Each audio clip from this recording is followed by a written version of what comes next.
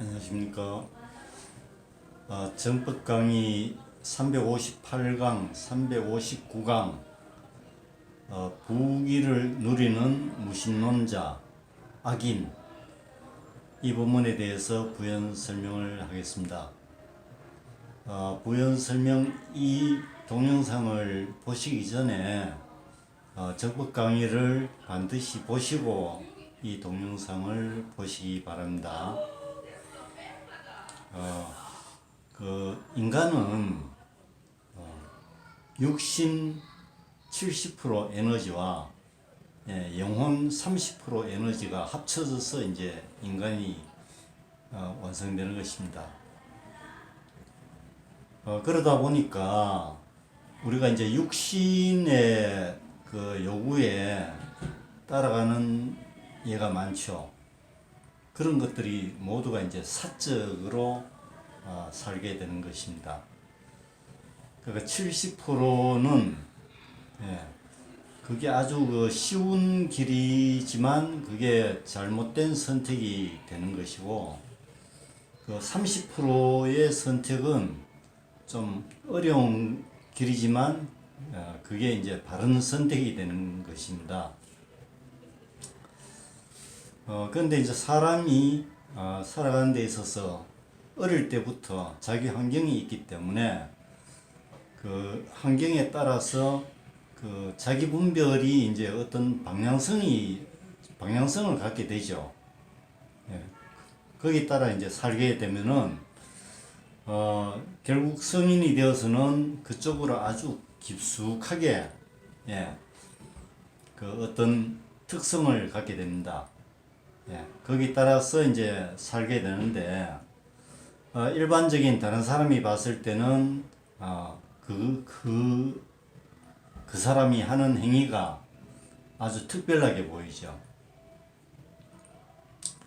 뭐 사이코패스적인 성향으로 자라는 사람도 있고, 또 이제 너무 그 착한 게 바른 것인 줄 알고 그 분별 없이 이렇게 살아가는 사람들도 많이 볼 수 있습니다.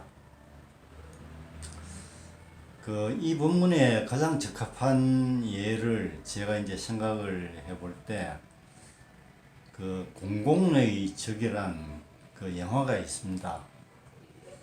그 영화에 보면은 아주 사회적으로 그 악인이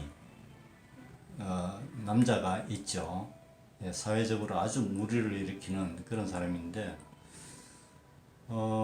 그 부모가 결국에는 마지막에 이제 부모를 살해하면서도 이제 그 부모의 재산을 가로채기 위해서 부모까지 살해하게 되는데, 그 자식이 이제 어머니를 죽일 때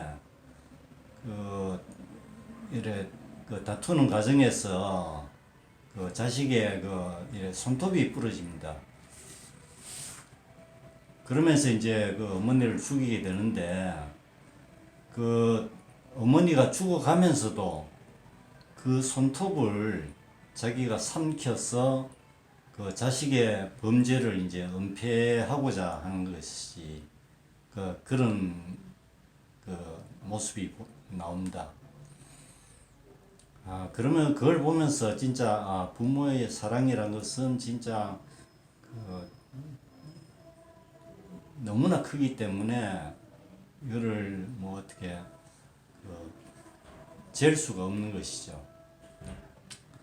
그렇지만 이 내용을 깊이 있게 우리가 이제 성찰해 볼 필요가 있습니다. 자식이 저렇게 잘못 자란 것은 부모가 잘못이 크죠.